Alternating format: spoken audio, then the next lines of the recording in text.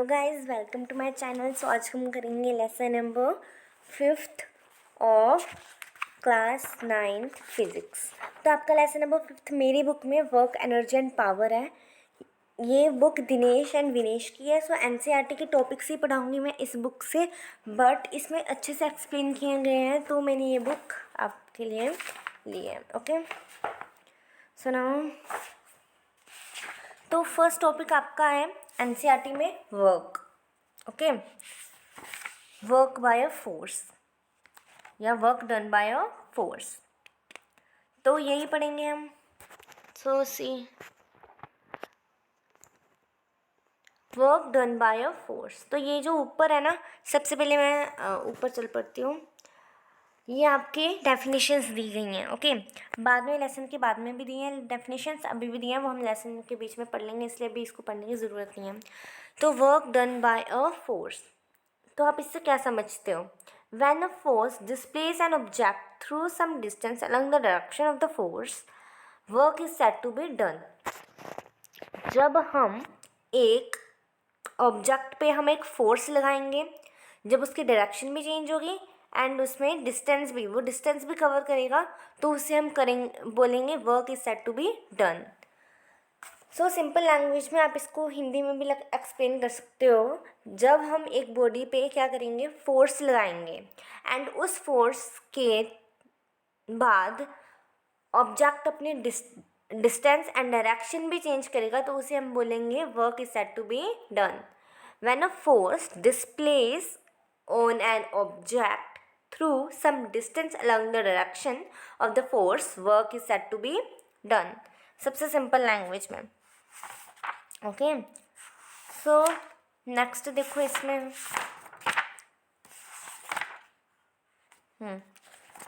Next है हमारा topic.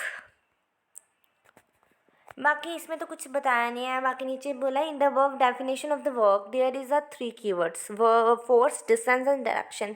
तो बोलता है जो हमने ऊपर आपकी डेफिनेशन पढ़ी ये वाली, उसमें बोलता है कि आपके पास क्या है, force, distance and direction. We know that force is pull और पुश विच चेंज और tends to change the state of rest of और of uniform motion of a body in a straight line.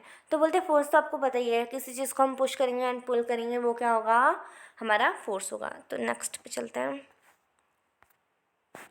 या we know the displacement, and हमें displacement भी पता है। Displacement तब होता है, we also know that displacement is the shortest distance between 2 points, initial position and final position. एक छोटा सा डिस्टेंस, ये हम लेसन फर्स्ट में आप पढ़ चुके होंगे, मतलब अकॉर्डिंग टू योर बुक्स अलग अलग लेसन होंगे, बट आप पढ़ चुके होंगे। तो इसमें बोला है कि इनिशियल टू फाइनल पोजीशन के shortest distance. Okay, shortest distance को हम डिस्प्लेसमेंट बोलते हैं। एंड डिस्टेंस कब बोलते हैं, जब हम शॉर्टेस्ट पाथ नहीं कवर करते, एज जैसे हमें बोला होगा वैसे हम जाएंगे। If body moves in a straight line it is called a distance, but हम जब शॉर्टेस्ट पाथ लेंगे उसे हम क्या बोलेंगे, डिस्प्लेसमेंट। ओके, तो यहाँ पे आपको बाकी भी चीज़ें बताई गई हैं। अ लेबर स्टैंडिंग ब्रिक्स और cement bag on his hand does no work in physics. Okay, तो आगे आते हैं सीधा। We require the following condition to be met with force work to be done and applied for displacement on the object is force is applied। तो यहाँ पे बोला गया है work done by force, work done by a force acting on an object is given by the magnitude of the force multiply the displacement in the direction of the force। तो यहाँ पे क्या बोला है, आपको वर्क का ऐसा unit भी बताया है एंड वर्क की यूनिट्स भी बताई हैं। ओके, तो वर्क का क्या होता है formula, W work equal to force multiply by displacement. जब भी हमें वर्क निकालनी है तो हम फोर्स मल्टीप्लाई बाय डिस्प्लेसमेंट करेंगे तब हमारी वर्क निकलेगी. Okay, and SI unit of work is joule. Newton metre भी है. एंड वर्क का मैग्नीट्यूड ओनली मैग्नीट्यूड होता है, डायरेक्शन नहीं होती. And work is a scalar quantity. आगे चलते हैं. ये आपकी जो NCERT की बुक है इसमें positive, negative and zero work के बारे में नहीं बताया, तो ये भी हम एक बार पढ़ लेते हैं.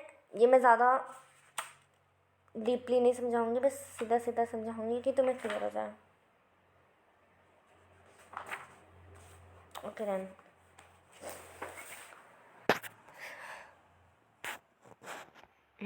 सबसे पहले आप पॉजिटिव, नेगेटिव एंड ज़ीरो. हमारे पास 3 कंडीशंस होंगी इसमें, पॉजिटिव, नेगेटिव एंड ज़ीरो.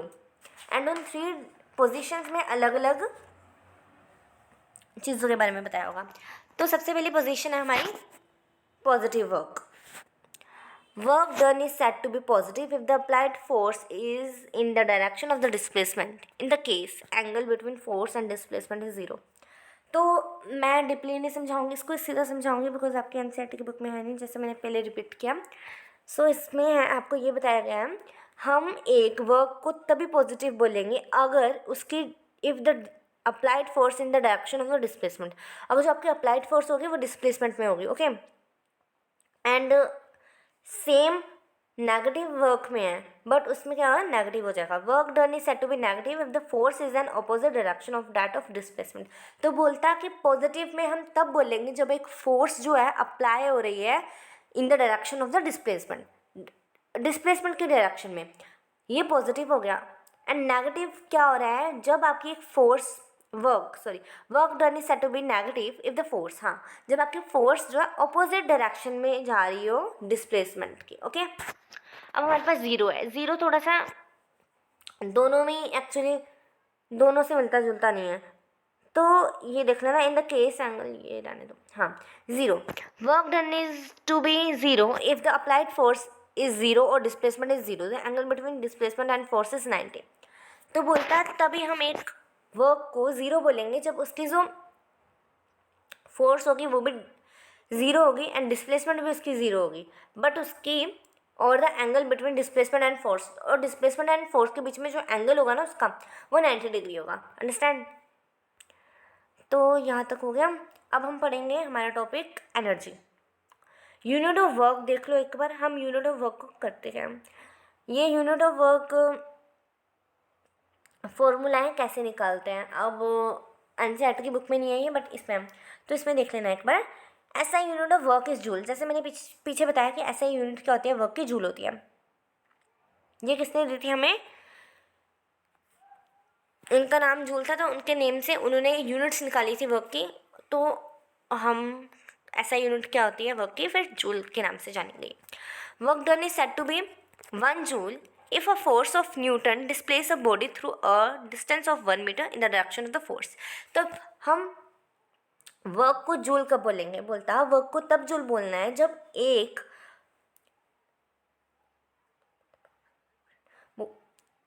उन्होंने बोला work done is said to be 1 joule if a force of 1 newton displace a body through a distance of 1 metre. बोलता है जब एक बॉडी फोर्स लगाएगी ना 1 न्यूटन एक बॉडी पर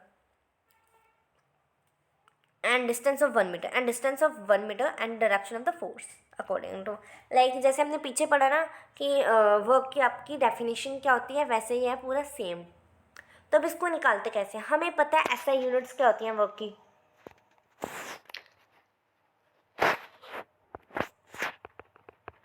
W ज़ा F मल्टीप्लाई बाय S, यही होता है. तो अब उन्होंने ये बोला है कि यहाँ पे बोला है कि आपकी जो फोर्स है वो भी 1 न्यूटन है, force is also 1 Newton and multiply by आपकी जो डिस्प्लेसमेंट है वो भी आपकी 1 न्यूटन है. तो 1 newton multiply by 1 newton. So यहाँ पे बता दिया गया है unit of force, unit of displacement 1 newton multiply by 1 metre, sorry 1 metre displacement की बात हो रही है, मतलब कि डिस्टेंस की, तो 1 मीटर आएगा. हाँ, तो 1 newton multiply by 1 metre is called 1 joule. ये आपको निकालना सकता है, सो इसको ऐसे निकालना है। ओके, सो नाउ नेक्स्ट आपको न्यूमेरिकल्स भी दिए हैं। चलो न्यूमेरिकल्स हम अनसॉल्व भी करेंगे, बाकी एनसीईआरटी के न्यूमेरिकल्स भी करेंगे। एनर्जी एंड पावर, तो एनर्जी एंड पावर यानी कि एनर्जी। अब आपको यहाँ पे दिया गया है एनर्जी एंड पावर, बट आपके एनसीईआरटी की बुक में दिया हुआ only energy. So the capacity of doing work is called energy. It is ability of doing some work. जो वो बोलता है एनर्जी किसे बोलते हैं, किसी भी काम को करने को हम एनर्जी बोलते हैं। मतलब आप उस चीज़ के लिए कैपेबल हो, उस वर्क को करने के लिए, तो वो एनर्जी कहलाएगा। ओके, सिंपल सी डेफिनेशन है इसमें। एग्जाम्पल भी दिया है, तो आई थिंक पढ़ना,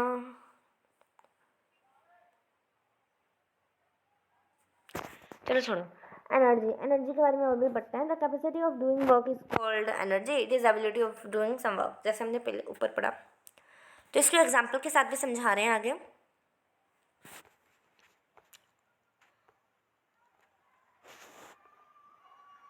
एग्जाम्पल, सो फर्स्ट एग्जाम्पल है, when a cricket ball bowled by a fast bowler hit the wicket fixed on ground. The stumps and the baits are thrown away. Thus the running cricket ball has energy. तो आपको बताया गया है कि energy किस किस में होती है, एनर्जी का एग्जाम्पल क्या है। सो किसी भी चीज़ को हम करने को क्या बोलते हैं, किसी भी चीज़ को हम करने को क्या बोलते हैं, एनर्जी। लाइक आप एक बॉक्स यहाँ से डिस्टेंस कवर कर रहे हो यहाँ का, तो वो भी एनर्जी कहलाएगी। ओके, बिकॉज आपने उसमें वर्क लगाई है अपनी। The capacity of doing any work is known as energy. इसको दिमाग में बिठा लेना। इन ईच एग्जाम्पल्स पढ़ लेना, स्क्रीनशॉट ले लेना। An object which does some work loses its energy and the body on which same work is done gains energy. तो छोड़ो ये भी। यूनिट्स ऑफ एनर्जी, अब आती है यूनिट्स ऑफ एनर्जी। तो यूनिट्स ऑफ एनर्जी क्या होती है, ये भी 1 जूल होती है। That's a unit of energy is same as work 1 joule. इसको भी हम 1 जूल बोलते हैं। ओके, सो ये अब 1 जूल की डेफिनेशन क्या होती है, हम कब से पढ़ी जा रहे हैं 1 जूल 1 जूल 1 जूल। तो what is the definition of 1 joule. 1 joule is defined as the energy required to do 1 joule work. तो 1 जूल वर्क उसे बोलते हैं जब एक एनर्जी क्या करता है, 1 जूल वर्क लगाता है एक ऑब्जेक्ट पे, तो उसे 1 जूल बोलते हैं। यहाँ पे बताया गया है बिगर यूनिट ऑफ एनर्जी। सबसे बड़ी यूनिट कौन सी होती है एनर्जी की, kilo joule. It is denoted as 1 kg, मतलब kg बोलते हैं इसको। आगे चलते हैं।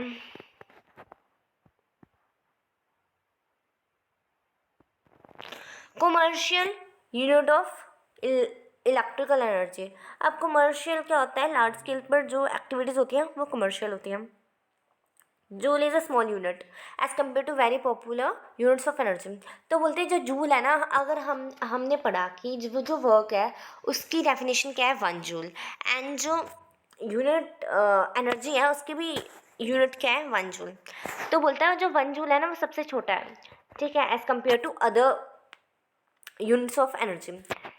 सो बाकी यूनिट्स दिया, तो किलो वाट आर, तो किलो वाट आर भी होता है एक, सबसे बड़ा होता है। ओके, सो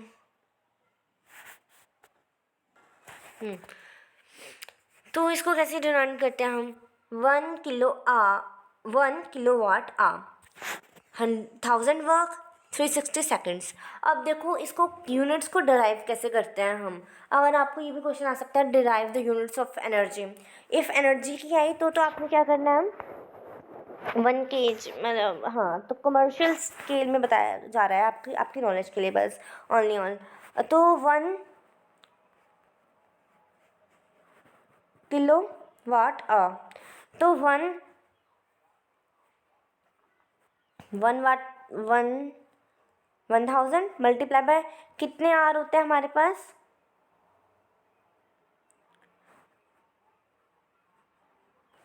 24 में कितने सेकंड्स होते हैं वो यहाँ पे लिखना है.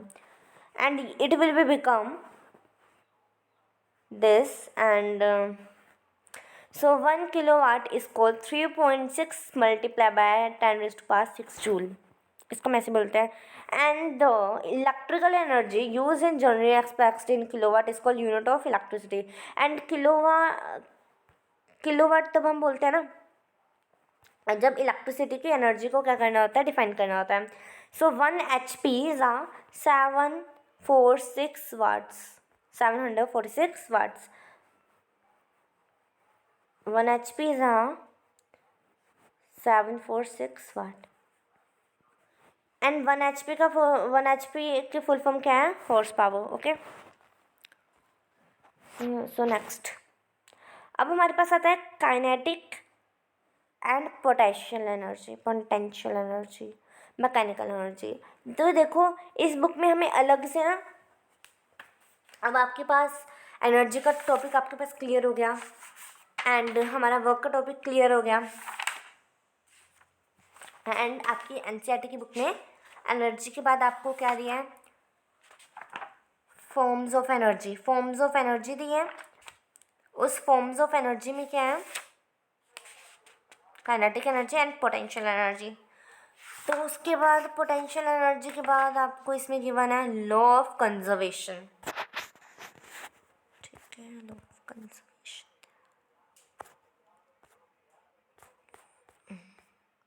तो ये ज़्यादा डीप नहीं समझाया, बाकी सारा कुछ सेम है. तो काइनेटिक एंड पोटेंशियल एनर्जी को हम क्या बोलते हैं? Mechanical energy. इन दोनों के सम को हम मैकेनिकल एनर्जी बोलते हैं. सो ऐसा भी बोल सकते हैं कि मैकेनिकल एनर्जी को क्या बोलते हैं? Mechanical energy is equal to kinetic plus potential energy. Okay. So mechanical energy is the sum of energy due to the position that is potential energy and motion that is kinetic energy of an object. तो अब देखो kinetic and potential energy यहाँ से clear हो जाना चाहिए. तो जो काइनेटिक एनर्जी होती है वो मोशन के बारे में होती है, किसी ऑब्जेक्ट के मोशन के बारे में. एंड पोटेंशियल एनर्जी किसी ऑब्जेक्ट की पोजीशन के बारे में, जब वो अपनी पोजीशन चेंज कर रहा हो. Okay. So kinetic energy is a motion. The energy due to the motion of an object is called kinetic energy. तो काइनेटिक एनर्जी हम किसे बोलते हैं? जो एक ऑब्जेक्ट की मोशन की वजह से हुई होती है उससे हम काइनेटिक एनर्जी बोलते हैं. एंड काइनेटिक एनर्जी को हम kinetic energy is determined as kinetic energy, ऐसे मतलब ऐसे इसको डिटर्मिन किया जा सकता है. एंड काइनेटिक एनर्जी के पास मैग्नीट्यूड होता है एंड ये स्केलर क्वांटिटी है. एंड इसकी क्या होती है? इसकी भी ऐसा unit of kinetic energy is joule. इसकी भी जूल होती है.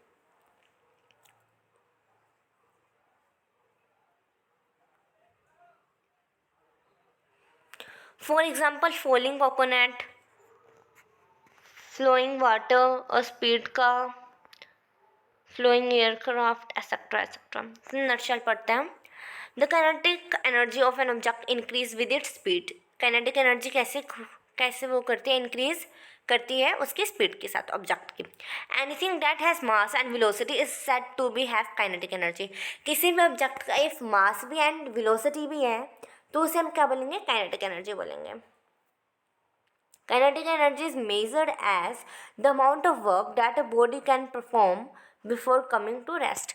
तो काइनेटिक एनर्जी हम उसे बोलते हैं जब एक बॉडी रेस्ट से आने से पहले 1-2 सेकंड होता है ना, तब क्या होती है उसे काइनेटिक एनर्जी क्या होती है उससे हम मेजर करते हैं कि काइनेटिक एनर्जी इस ऑब्जेक्ट की क्या थी. Kinetic energy is the total work done on a particle to accelerate it from rest to some speed.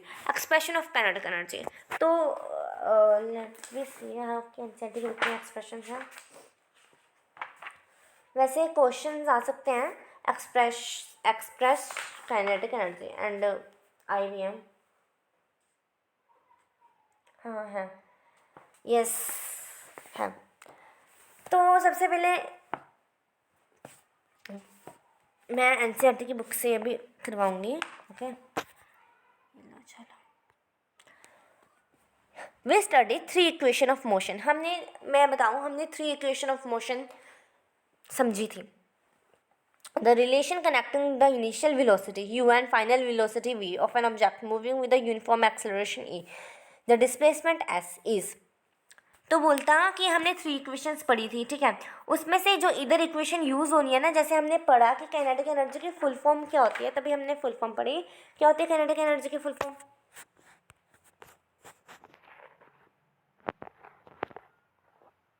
The energy due to motion is known as, तो मोशन की बात हो रही है, यूनिफॉर्म एक्सेलरेशन की बात हो रही है, तो ए लगेगा।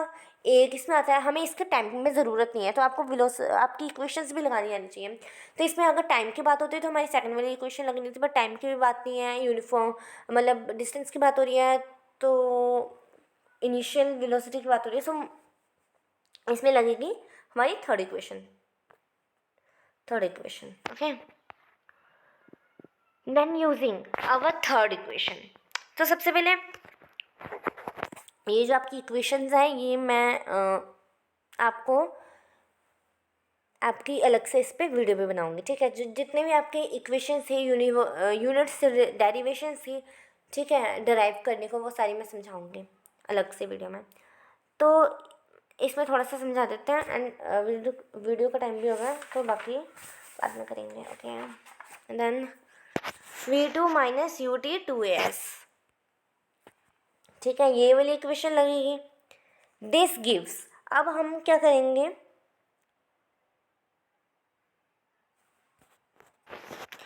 अभी मैंने तुम्हारी एनसीईआरटी में देखी डेरिवेशन, इसकी एक्सप्रेशन देखा तो ज़्यादा इजी है, बट अकॉर्डिंग टू दिस ये भी ज़्यादा इजी है। तो इधर देखो हमने क्या करना है, a v2 ज़ा 2s, let be equation first like this, ऐसे लेना है। फिर क्या करेंगे, work done by force displacing. अब हमें पता है वर्क का फॉर्मूला, वी नो वर्क का फॉर्मूला होता है F मल्टीप्लाई बाय एस, एंड फोर्स का फॉर्मूला क्या होता है, बिकॉज फोर्स भी लग रही है, F multiply A. So according add equation, multiply equation first second and third, first second and third, W is MA multiply by S, M multiply by V2 the 2S multiply by S 1 to MV। तो इसमें ना मतलब अच्छे से बताया नहीं है, सो मैंने चाहती हूँ तुम कंफ्यूज हो अपने एनसीईआरटी की बुक से भी और इसमें से भी, तो इससे अच्छा ये नहीं करेंगे हम। अब देखो ये कट होना है यहाँ पे, S कट विद S, बाकी यहाँ पे बहुत कटिंग होगी, छोड़ो इसको। Work energy principle, work energy principle क्या होता है, from the above expression it is seen that work done on the body by external force is equal to the change in kinetic energy of the force for body. तो ये भी एक बार पढ़ लेना। And इसके बाद आता है मोमेंटम ऑफ काइनेटिक एनर्जी